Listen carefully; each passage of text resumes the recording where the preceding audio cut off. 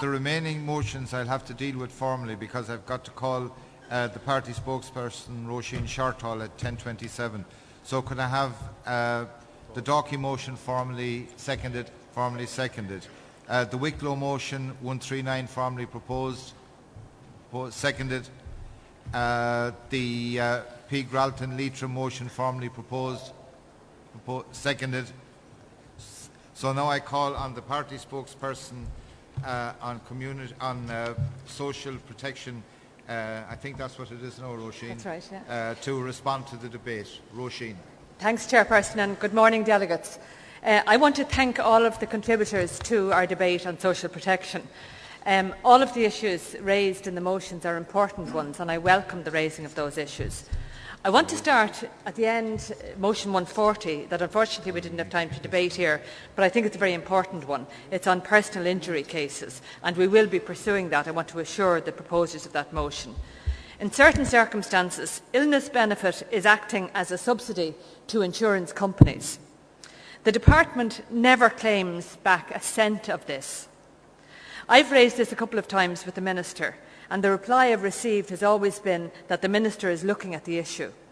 A social welfare bill is due in the next few weeks, and I intend pursuing it through that.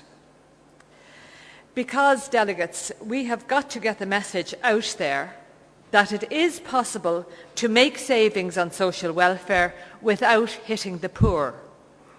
The recession has been marked by a long list of cuts to social welfare programmes and a devil-may-care attitude to their impact.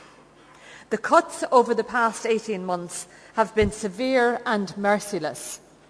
Motion 129 highlights the cuts for young job seekers who now have to survive on €100 per week, and for many of those young people, their only option at the moment is emigration. Motion 133 highlights the cuts to treatment benefit, leaving us with a PRSI system that is little more than an extra band of taxation and an insurance system in name only. Motion 134 highlights the abolition of the Christmas bonus. 135 and 136 highlights the abolition of the Combat Poverty Agency, and Motion 137 the cut to child benefit.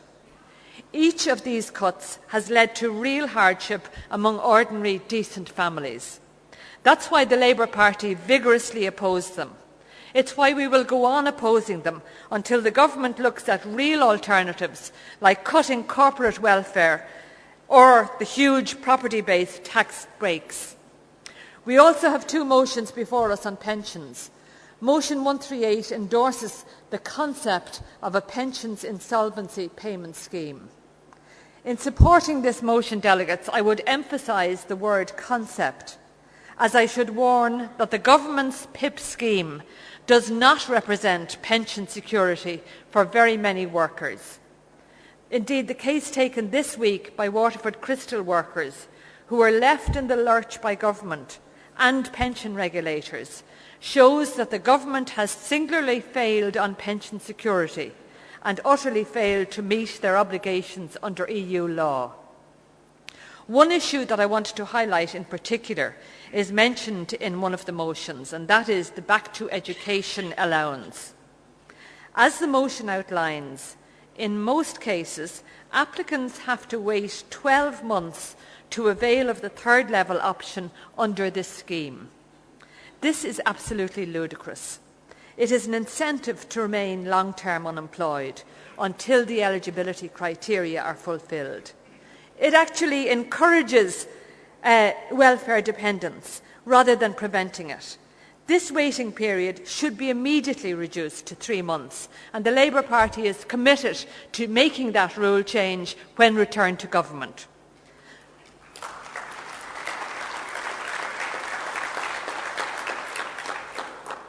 But of course, the waiting time is only one aspect of the problem. The scheme is completely incompatible with the academic year and the CAO application process. In most cases, you can't avail of the scheme if you already have a primary degree, even if that degree is now worthless in the current jobs market. And the scheme allows people to pursue higher diplomas, but generally not master's degrees, when the courses are often of the same duration or are considered equal under the national framework of qualifications. So this makes no sense, and that scheme urgently needs to be reformed. The overriding criteria that should be applied to the scheme is: would another qualification help with a person's job prospects? Yet that common sense approach is missing currently.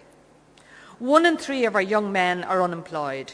1 in 6 of our young women. We should be pulling out all of the stops to provide greater opportunities to our young people. Cutting the waiting time for back to education allowance and reforming the rules is absolutely essential, and we're committed to doing that. I want to thank all of the delegates who brought motions before us today, and I commend all of those motions to conference. Thank you very much, delegates.